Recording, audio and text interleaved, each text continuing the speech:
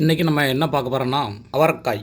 பொதுவாக கடையில் வாங்கி நம்ம சாப்பிடக்கூடிய அவரைக்காயில் நிறைய புரதச்சத்து இருக்குது. அதுபோக கொழுப்பு சத்து ரொம்ப கம்மியாக இருக்குது, கனிம சத்துக்கள் அதிகமாக இருக்குது, விட்டமின்களும் அதிகமாக இருக்குது.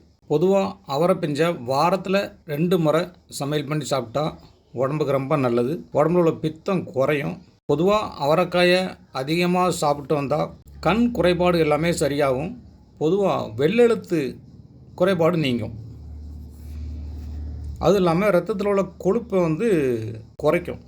மன அழுத்தம், இரத்த அழுத்த நோய் உள்ளவங்க, இதய நோய் உள்ளவங்க அதிகமாக சாப்பிட்றது ரொம்ப ரொம்ப நல்லது. ஏன்னா துவரைக்காயில் துவர்ப்பு சத்து அதிகமாக இருக்குது. இது ரத்தத்தை ரொம்ப சுத்தப்படுத்தும்.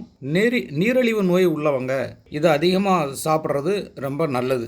அதுபோக அடிக்கடி தலை சுற்று இருக்கிறவங்க, கை கால் மரத்து போகிறவங்க, இவங்கெல்லாம் சாப்பிட்டா ரொம்ப நல்லாயிருக்கும். அதுபோக இரவு உணவுலையும் அவரைக்காய் எடுத்துக்கலாம். ஏன்னா இது மலச்சிக்கலை சரி பண்ணும். மூலநோய் உள்ளவங்க கண்டிப்பாக சாப்பிடணும். அவரைக்காயை பொதுவாக உணவில் அதிகமாக சேர்த்தாலே சிறுநீர் பெருக்கம் அதிகமாக ஏற்படும். அதாவது சிறுநீர் நல்லா பிரியும். சளி இருந்தாலும் சரி பண்ணிடும், இருமல் இருந்தாலும் சரி பண்ணிடும். அதாவது முதுமையில் அதிகமாக சாப்பிட்டோம்னா உடம்பு ரொம்ப நல்லாயிருக்கும், முதுமையை தள்ளி போடும். பொதுவாக அவரை காய் முத்துனது இருந்துச்சுன்னா அதை சூப் வச்சு சாப்பிட்றது ரொம்ப ரொம்ப நல்லது. இந்த அவரை இலைச்சாறு ஒரு 10 மில்லி எடுத்து அதே அளவு தயிரும் கலந்து சாப்பிட்டு வந்தோம்னா மூலக்கடுப்பு சரியாகும், கிராணி சரியாகும். கிராணினா தொடர்ந்து வயிற்றுப்போக்கு போய்கிட்டே இருக்கிறது நிற்கும். அதே மாதிரி புண்ணு இருந்துச்சு, ஆறாத புண்ணு இருந்துச்சுன்னா இலைச்சாறு கூட கொஞ்சம் மஞ்சப்பொடி கலந்து போட்டால் சரியாயிடும்.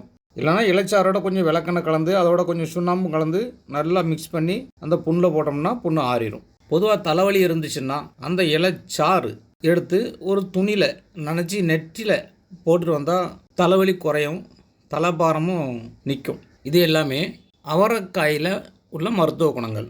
அவரைக்காய்னா சீனி அவரைங்கிற சொல்கிறக்கூடிய நீளமான அவரைக்காய்க்கும் அதே குணம்தான், பட்டையாக இருக்கிற அவரைக்காய்க்கு அதே குணம்தான். அதாவது கோழி அவரை, பட்டை அவரை, சிகப்பு நெட்டு, சிகப்பு குட்டை, இப்படி நிறைய ரகம் இருக்குது. எல்லா வகையான அவரைக்காய்க்கும் உள்ள பொதுவான பலன்கள் தான் இது. நன்றி.